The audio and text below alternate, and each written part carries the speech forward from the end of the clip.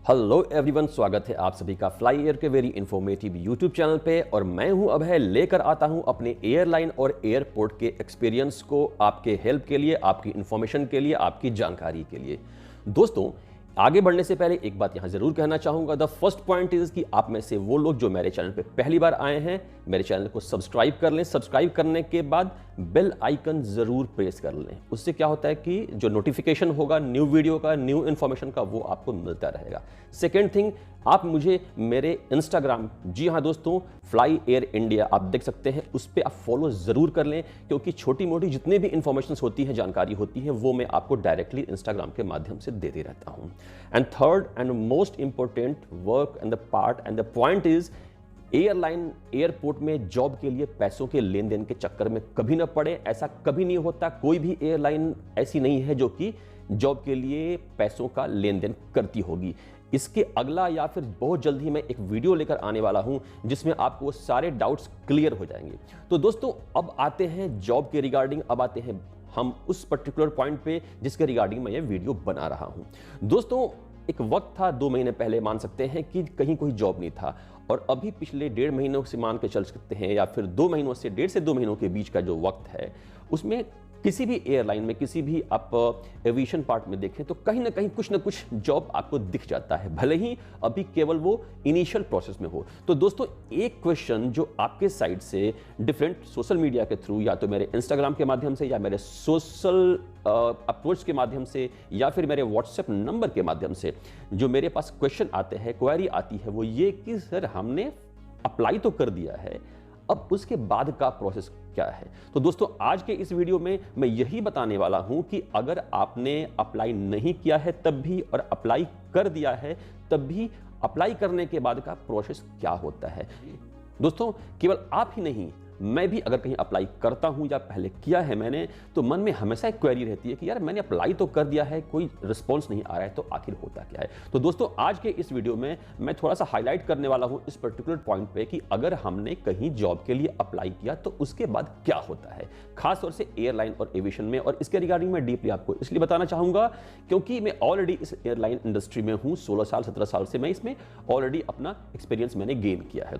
तो दोस्तों, होता क्या है कि अगर एक छोटा सा एग्जांपल आपको देना चाहूंगा, अगर आपके घर में किसी की शादी की बात चल रही होती है, और अगर वो अरेंज मैरिज है, अरेंज मतलब कि प्योर अरेंज, ये नहीं कि आपने लव किया उसके बाद अरेंज कर रहे हैं, अगर वो प्योर अरेंज मैरिज है, तो उसमें मेल हो या फीमेल हो, आपके पास 2, 3, 4, 5 या 6 फोटोज आते हैं, पिक्स आते हैं, और उसके बेसिस पे आप शॉर्टलिस्ट करते हैं कि हाँ, हमें हमारी भाभी कैसी होंगी या हमारे जीजा जी कैसे होंगे। व्हाट आई मीन टू से कि अगर आप लड़की वाले हैं, लड़के वाले हैं, उस पर डिपेंड करता है। तो दोस्तों, जस्ट लाइक दिस पॉइंट, ये जो मैंने एग्जांपल दिया, इसी तरह से होता है। जो भी एयरलाइन, जो भी फर्म होती है, रिक्रूटिंग फर्म होती है, इंडस्ट्रीज होती हैं, एजेंसीज होती हैं, वो अपनी वैकेंसी के बेसिस पे ये डिसाइड करती हैं, जिस तरह के कैंडिडेट को हम लोग ढूंढ रहे हैं, उस तरह की सीवी कौन सी है, उस तरह का रिज्यूम कौन सा है। तो दोस्तों, मैंने स्टार्टिंग में बोला था कि अगर आपने अप्लाई नहीं किया है तो दोस्तों, एक बात जरूर ध्यान दें, जब भी अप्लाई करें आप अपने सीवी को बहुत बढ़िया से बना लें।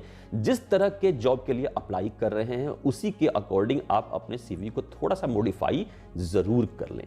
This is the first thing. Second thing, आपने अप्लाई कर दिया, अप्लाई करने के बाद कभी कभी होता है कि आपके पास एक कंफर्मेशन मेल आता है, और कभी कभी मैसेज आता है, और सिर्फ कभी शायद कुछ भी नहीं आता है। तो अगर नहीं आ रहा है तो you may check with the other team members, other friends, कि क्या उनके पास कुछ ऐसा आया है कि नहीं।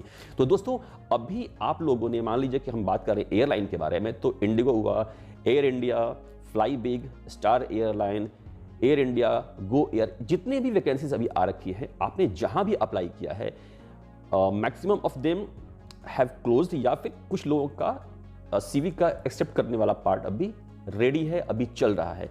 तो दोस्तों, यहां पे अगर आप ये जानना चाह रहे हैं कि किस किस एयरलाइन में वैकेंसी है, अभी चल रही है या नहीं चल रही है, तो दोस्तों, आप मेरे इस फ्लाई एयर के चैनल के रिमेनिंग वीडियोस को जाकर देखें। प्लेलिस्ट मैंने बना रखा है अलग से, उसका भी लिंक मैंने डाल रखा है। उसके अलावा किस किस एयरलाइन में अभी वैकेंसी है, उसका भी मैंने आपको एक अलग से डिस्क्रिप्शन में लिंक और उसका डिटेल मैंने सारा डाल रखा है। तो दोस्तों, जैसा कि मैंने बताया, अप्लाई करने के बाद एयरलाइंस क्या करती हैं कि आपके फॉर्म को, आपके सीवी को शॉर्टलिस्ट करती हैं। शॉर्टलिस्ट करने के बाद अब डिफरेंट एयरलाइन में डिफरेंट प्रोसेस होता है। व्हाट आई मीन टू से कि कहीं कहीं मैंने देखा है कि अभी वाले पार्ट में फर्स्ट जो राउंड ऑफ इंटरव्यू या फर्स्ट या सेकेंड या third depending upon their criteria and process, कई बार होता है कि आपको टेलीफोनिक होता है और कई बार होता है कि वीडियो कॉल होता है। टेलीफोनिक राउंड के बारे में यहां मैं आपको क्लियर करना चाहूंगा, भूल के भी 420 वालों के चक्कर में मत पड़िए दोस्तों। कोई आपका इंटरव्यू ले रहा है, आपका उसमें नुकसान कुछ भी नहीं हो रहा है, लेकिन अगर वो आपसे पैसों की मांग करता है तो समझ जाइए कि वो 420 वाले हैं। तो आप अपनी बात छोड़िए, अगर मैं भी कहीं अप्लाई करता हूं या कभी मैंने किया है तो अप्लाई करने के 2 से 3 दिन के अंदर डिफरेंट सोर्सेज से, डिफरेंट नंबर से मेरे पास कॉल आते हैं कि आपने इस साइट के थ्रू, मैं साइट का नाम नहीं लूंगा, अभी 2-3 साइट्स काफ़ी फेमस हैं, तो आप उसके थ्रू आपने अप्लाई किया था और मैं वहीं से बोल रहा हूं या बोल रही हूं, आपका हमने CV शॉर्टलिस्ट किया है और हम आपको इंटरव्यू कर रहे हैं, आपका इंटरव्यू हो रहा है अभी, उसके बाद आपको 25,000, 500 या 600, 800, 1200, 3,000, 4,000, 5 बार वो कितना मुझको लूट सकते हैं, उसके according they try their best. तो दोस्तों एक बात बता रहा हूं, CV शॉर्टलिस्ट होने के बाद कंपनी के रजिस्टर्ड ईमेल ID से आपको एक एक्नॉलेजमेंट आता है या फिर depending upon their interview process वो आपको कांटेक्ट कर सकते हैं। जब आप लोग अप्लाई करते हैं दोस्तों, तो अप्लाई करने के बाद कई बार आपको एक रेफरेंस कोड मिलता है, तो उस रेफरेंस कोड को आप सही से रखे रहिए और जब भी एयरलाइन का वॉक इन इंटरव्यू होता है तो उस वाले पार्ट में जब आप CV लेकर जाएंगे, इंटरव्यू वाले पार्ट में आप उस रेफरेंस कोड को वहां पे मेंशन कर सकते हैं। तो दोस्तों अगर मैं अपने इस वीडियो का एक्सट्रैक्ट निकालना चाहूं तो इसको 3 to 4 पॉइंट पे मैं ये आना चाहूंगा। CV अप्लाई करने के बाद सबसे पहले ये देखना होता है कि आपका CV सही से सबमिट हुआ है कि नहीं, तो उसका कंफर्मेशन आप कर लें, फर्स्ट थिंग।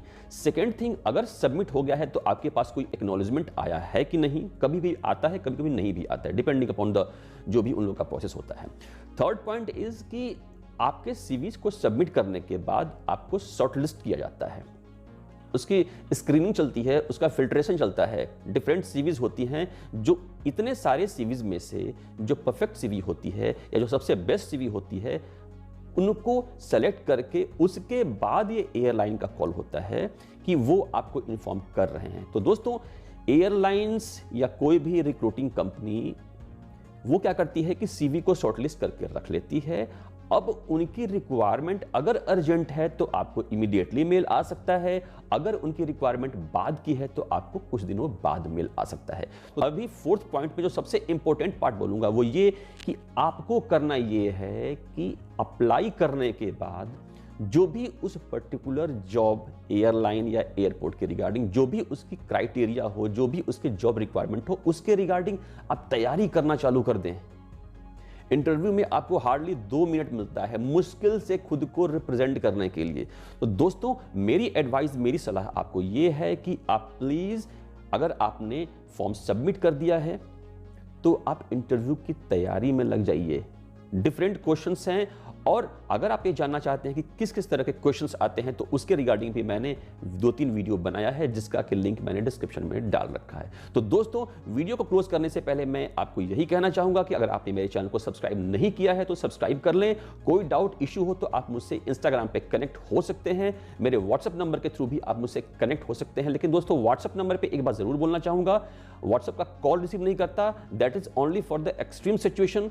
अगर मुझे लगे कि मुझे आपको कॉल पे करके बात करनी चाहिए या आपका कॉल रिसीव करना चाहिए तो मैं रिसीव कर लेता हूं, नहीं तो व्हाट्सएप पे आप मुझे केवल व्हाट्सएप मैसेज के थ्रू बात करें। तो दोस्तों मिलते हैं अगले वीडियो में, तब तक के लिए टेक केयर, स्टे ट्यून्ड।